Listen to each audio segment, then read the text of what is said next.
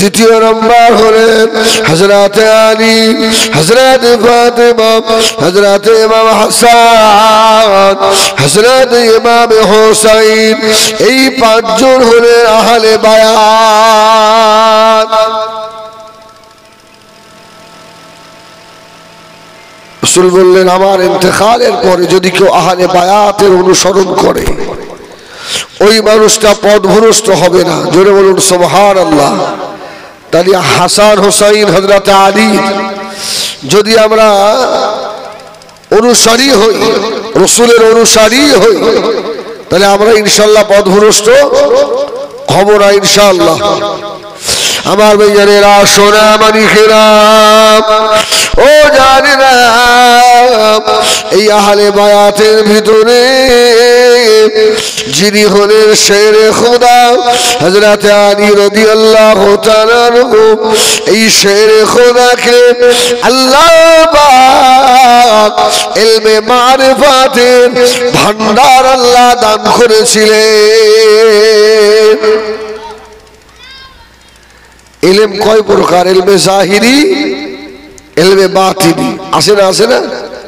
ইলমে শরীয়ত আর ইলমে মারিফাত, আছে না?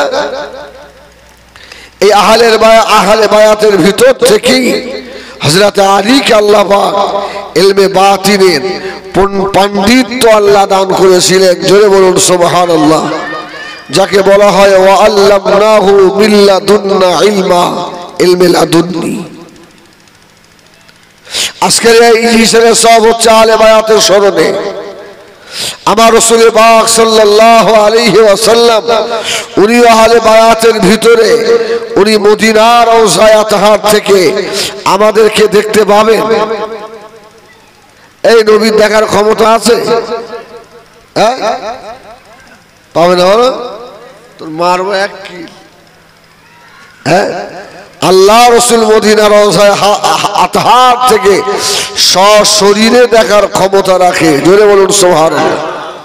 হ্যাঁ, শুধু তাই নয়, পৃথিবীর যে কোনো প্রান্তরে উম্মত মুসিবতে পড়ে গেলে আল্লাহ রাসূল হাত দিয়েও সাহায্য করার ক্ষমতা রাখে। সুবহানাল্লাহ বলেন। তাহলে রাসূলুল্লাহর হাত কত বড়! এখান থেকে 6,500 কিলোমিটার রাস্তা মদিনা। এখানে মল্লিকপুরে যদি আমি মুসিবতে পড়ি, আমার রাসূল কি মদিনা রওজা থেকে হাত বাড়িয়ে আমাদের সাহায্য করতে পারবে? সোনা মানিকেরা, মদিনা মসজিদে নববী শরীফে আল্লাহ নবী বসা, নবী আমার হযরত আলীকে ডাক দিলেন, ও বাবা আলী এদিকে এসো বাবা।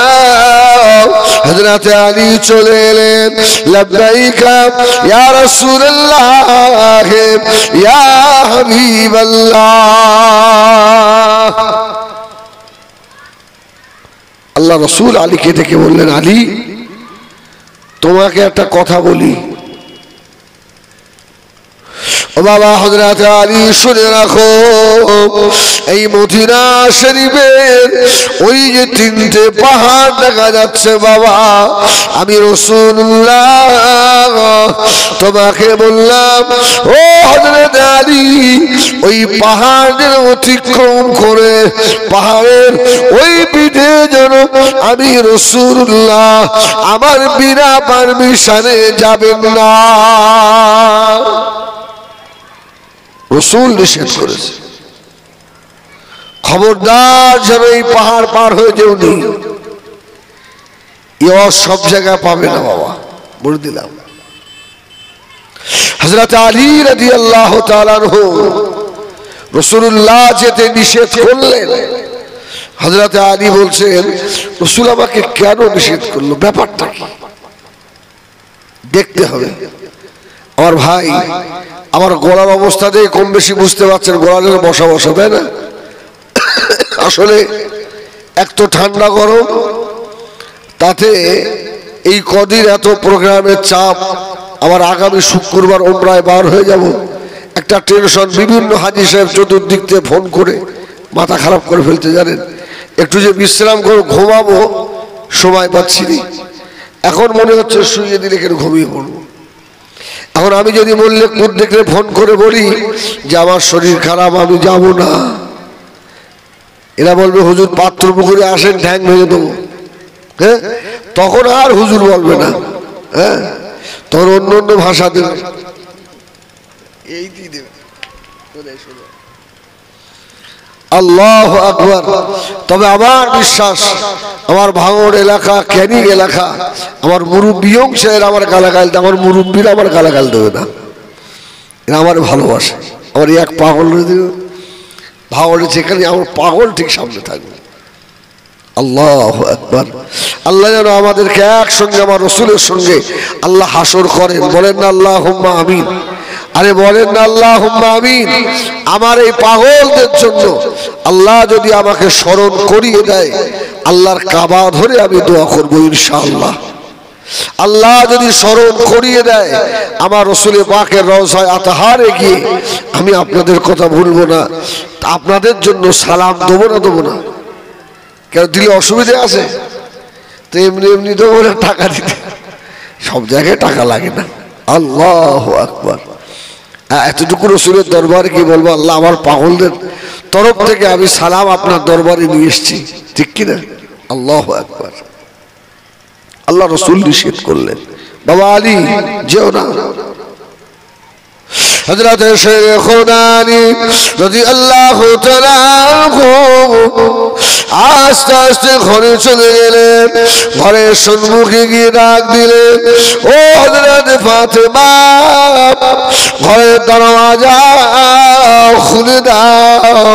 হযরত ফাতেমা দরওয়াজা খুলে দিলেন। হযরত আলী আস্তে আস্তে ঘরের ভিতরে প্রবেশ করলেন।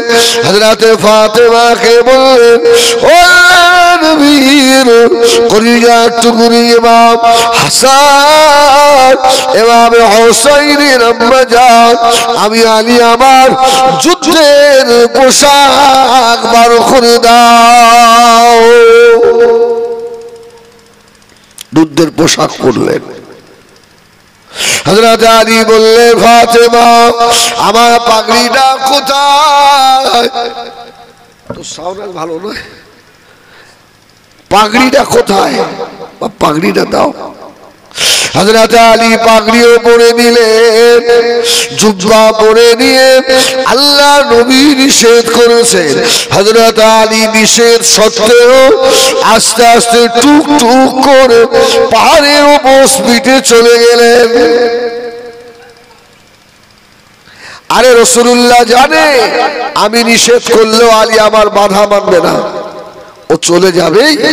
আস্তে আস্তে গিয়ে দেখছে পাহাড়ের উল্টো পিঠে একজন মানুষ বসে আছে, বিরাট চেহারা তার, আর তার দিনে ৭০,০০০ রুটি লাগে তার খাওয়ারে। জোরে বলুন সুবহানাল্লাহ। তা সে কেমন মানুষ, বিরাট ব্যাপার না? হযরত আলীর ভয় হচ্ছে, আস্তে আস্তে আস্তে আগিয়ে গেলেন। ওই মানুষটা হযরত আলীকে জিজ্ঞাসা করছে, ও বাবা ছেলে, ও খোকা, তোমার বাড়ি কোথায় বাবা? হযরত আলী মনে মনে বলেন, আমি খোকা নয় রে, আমি যে খোকার আব্বা। জোরে বলুন সুবহানাল্লাহ। আলী আস্তে আস্তে আগিয়ে গিয়ে বলল, কি খবর?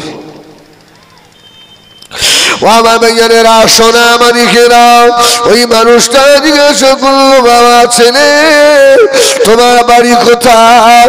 হুজুর বললেন, আমার বাড়ি মদিনা শরীফে। ও বাবা ছেলে, হযরত আলীকে তুমি কি চেনো নাকি?